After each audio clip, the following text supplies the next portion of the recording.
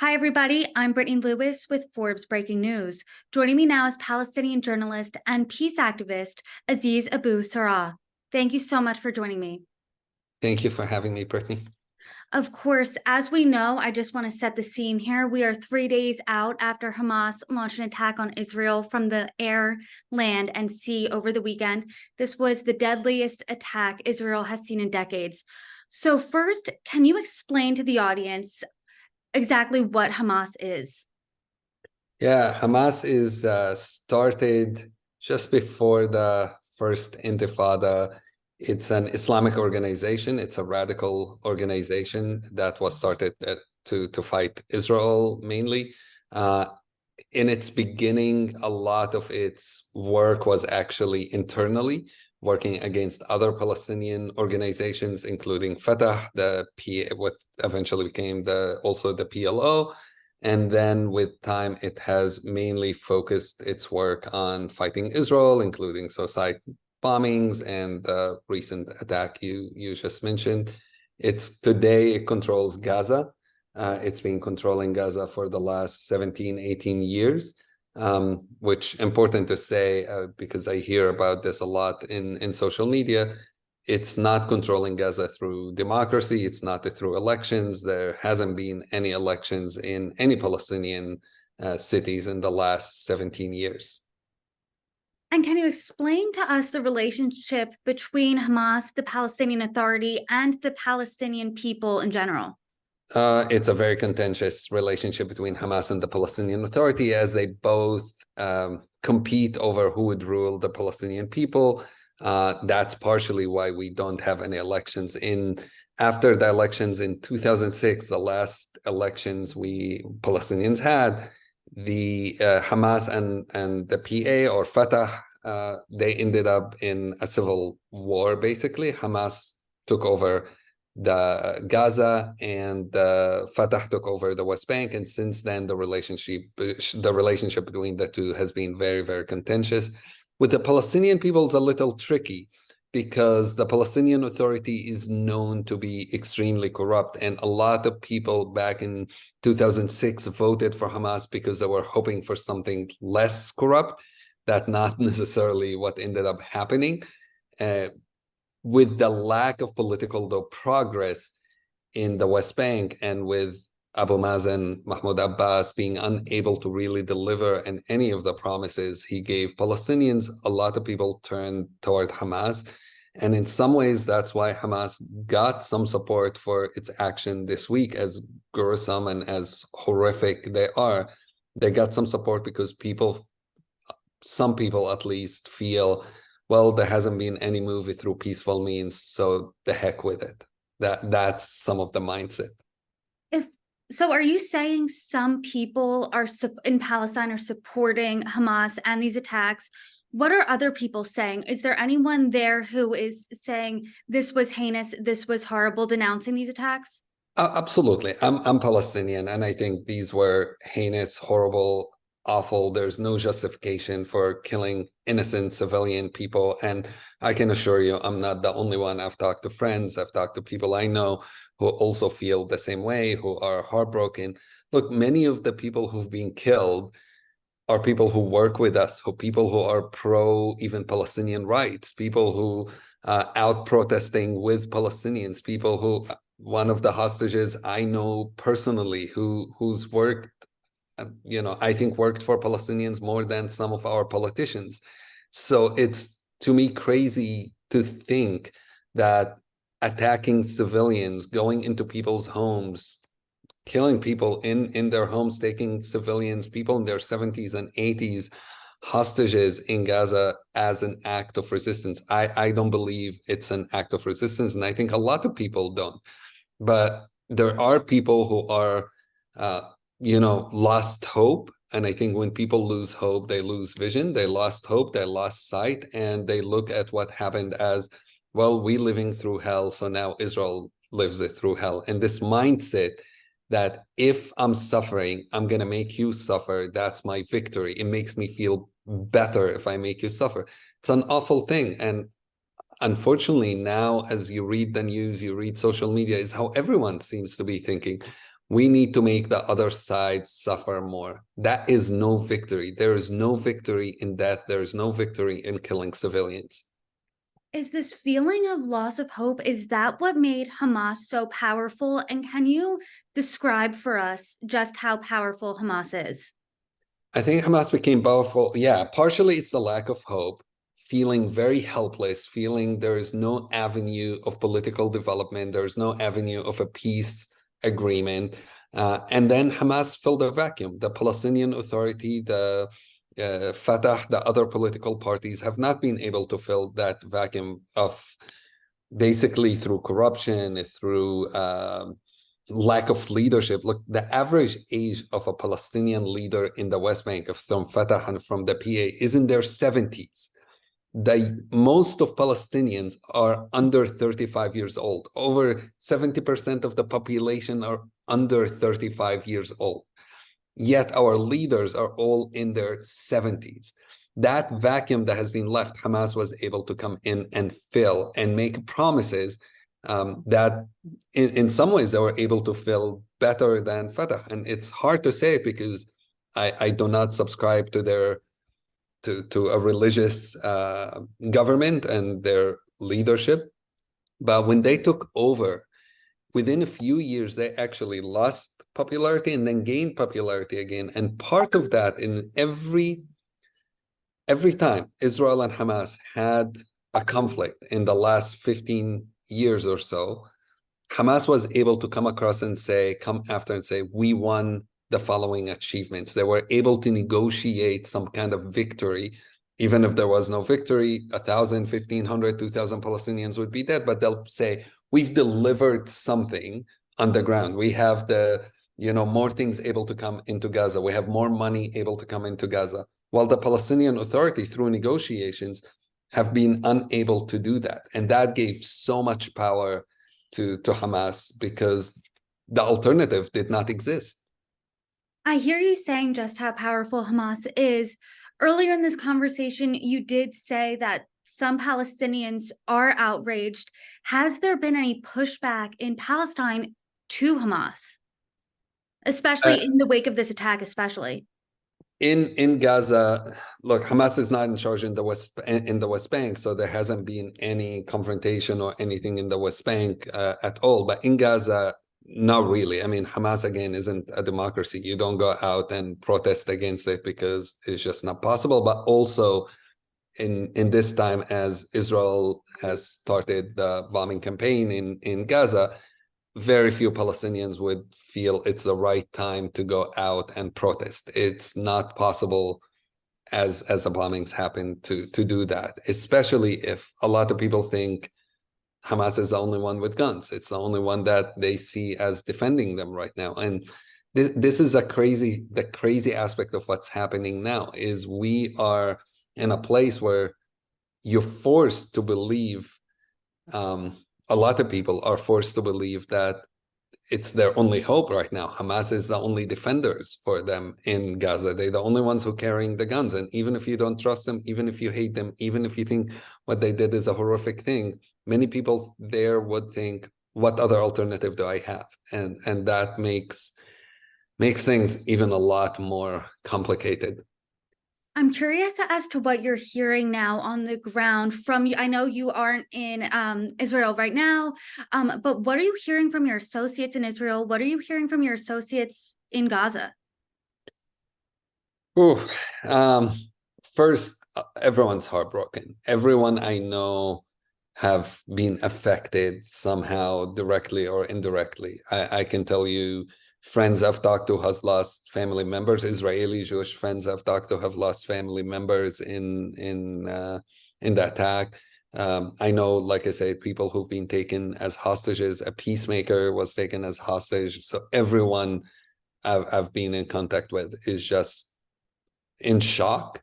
Everyone doesn't know really what to do, what's happening. On the Palestinian side in Gaza, it's similar in some ways that I already know friends who've lost family members just in the last day of bombings. And Gaza is extremely, extremely dense population. So wherever you bomb, civilians going to get killed, and it's a lot of civilians are getting killed. There's a lot of fear of what's coming next. Where is this going to lead? Is this going to lead into a large scale war? Is this going to lead into a regional war? Are other countries could be involved? I think people are terrified. People I know in Jerusalem, even in the West Bank, are afraid of revenge, of people coming and starting vengeance actions. So there is so much fear going around. I know people who haven't left their homes since 2 days ago, have not stepped out of their home because they are afraid.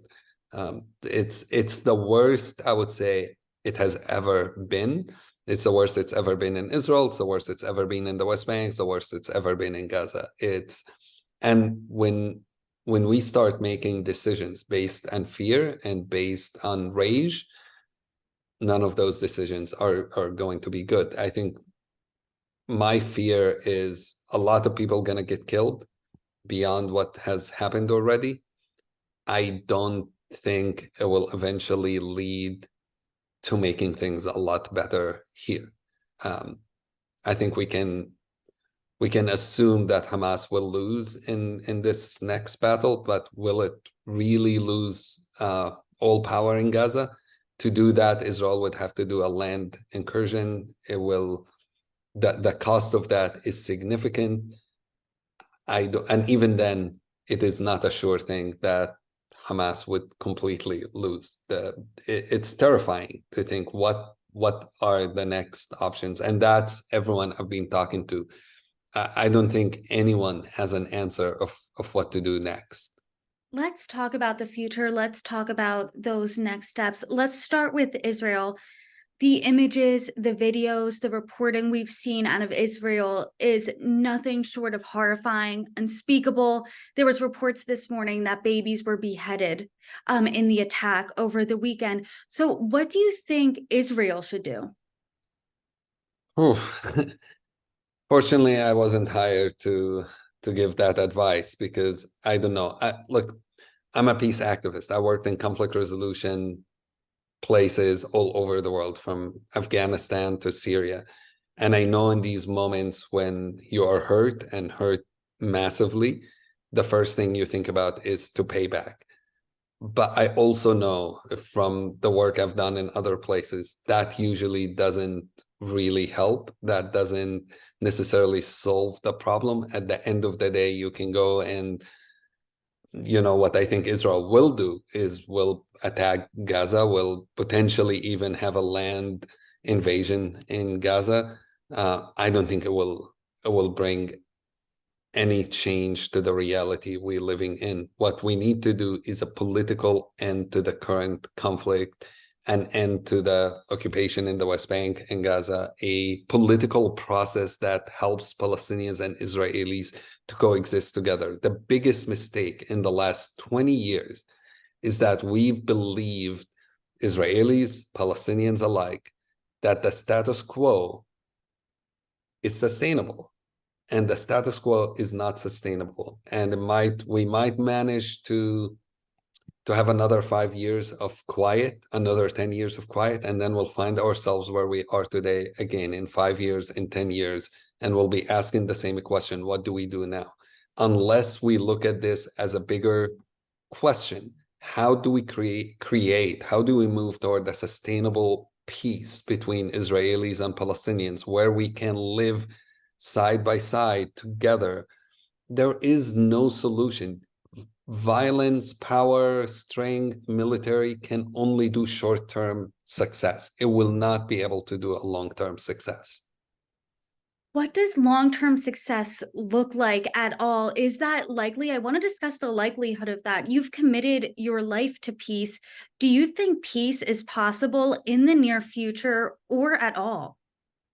Yeah, I mean, you never make peace with your friends. You're already in peace with your friends. You make peace with your enemies. You make peace exactly with your bitter enemies, with people you can't stand. That's why it's a peace agreement. If you're already friends, you don't need to make any peace with the other. How likely is it going to happen? I'm not very optimistic, at least in the short term, because I do not see leaders that are willing to move in that direction. I don't see appetite, unfortunately, willing to go in that direction. I think more likelihood is we will see in the short term more and more violence. And it's on us, Israelis and Palestinians, to push away leaders who are calling for more and more violence. If we look at comments from Hamas leaders or from Israeli politicians in the last, before what happened the last few days before the attack, it was horrible. It was all comments that inflame. It was all comments that incite to violence. It was all comments about how we need to get rid of the other. And those kind of policies and those kind of words and that kind of messaging will only lead us to more violence. And today we hear similar messaging. I understand because of what's going on, but in the end of the day, like I said, you can bomb Gaza into oblivion. You can kill 100,000 people, but you know what that will do? Next generation again of angry, bitter kids who will want revenge, and then we'll go back into the same cycle. This is what we've done for the last 75 years, fighting, arguing, killing each other. We're not doomed to live in this cycle of violence. It is not the only future we can choose. We have an alternative. This division that we have, that based on fear and ignorance and hatred, we have the ability to break through it. But we have the ability to break through it if we, people, are able to start pushing our politicians and say, we're not okay with it. Unfortunately, I don't think that's where we are. Like I said, I'm talking to a lot of people. Yes, there are people like me, but there's still a lot of people who are angry and who want revenge and who want to kill and who want to feel good. And it doesn't matter how much you hurt the other side, you're not going to feel good. I don't really believe any Palestinian watching what happened is feeling good. They might be like, oh, good, we won a victory, a short victory. But come on, you can't see children being hurt, old people being hurt, women being killed, and feel good. And the same thing, I can't believe any Israeli watching civilians being killed in Gaza and feeling, oh, well, that's good. Even if for a momentary being like, oh, we won, we paying them back, the long term, this is what keeps us where we are today. This is why we are here, is because of violence. I do want to talk about that younger generation you did mention. What is this doing to them? Because you said that the leaders in this situation are all older. What is this doing to the younger generation of both Israelis and Palestinians? How much tougher is this making it to find peace for them? Yeah, I mean, majority of us are younger people. Majority of Palestinians and Israelis are younger people, and this is what they exposed to. I actually think, unfortunately, the younger generation being exposed to more radicalism than the older generation. And part of that, 30 years ago, when I grew up, and as much as there was division, you could find a way to talk to each other. There were no walls and no checkpoints in the same way that exists today. This doesn't exist at this moment. Most of the people I know in the West Bank, most of the people, probably all of the people I know in Gaza, have never met a Jewish person, never met an Israeli person, never had a conversation with someone from the other side. The only image they know of the other side are soldiers. And then you look at the Israeli society, it's pretty much the same. All the people I know in Israel, I go sometimes and meet with students in Israeli classrooms, and I'm talking high schools, I'm usually the first Palestinian they've ever met. And so you grow up in a reality where you think the other literally has horns and tails. And so this maybe can give us a mindset into how someone does these horrible stuff, because you don't know who's on the other side. You know nothing about them, and only you see them as a pure evil. That needs to break away. We need to change We need to change this reality where no one knows the other. When it comes to leadership, well, add to it. If you're an Israeli, 18 years old, some 19-year-olds are right now fighting, are now soldiers. You are conscripted to the military. If you are Palestinian, most of the people we've seen, even in the videos in the last couple of days of Hamas, were 19, 20, 21-year young people who grew up not knowing what's on the other side. They grew up witnessing a lot of violence.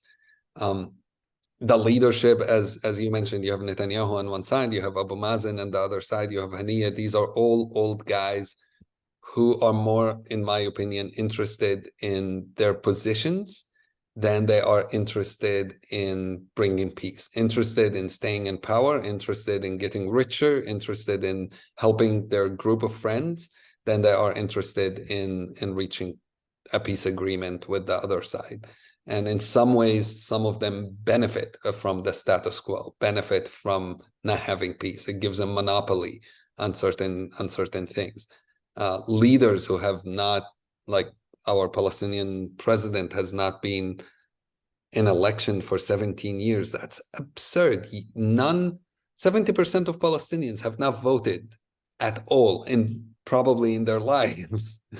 To think that that's a reality we're living in is crazy. It's again, no wonder we are where we are. But that's a failure also of diplomacy. That's a failure of international community that would allow us to get to this point, support us into getting to this point, support these leaders to stay in power, not to challenge the racism that comes out from people in different governments, not really care, assume that status quo can continue, assume this crazy reality can continue, and it's not going to cause any change.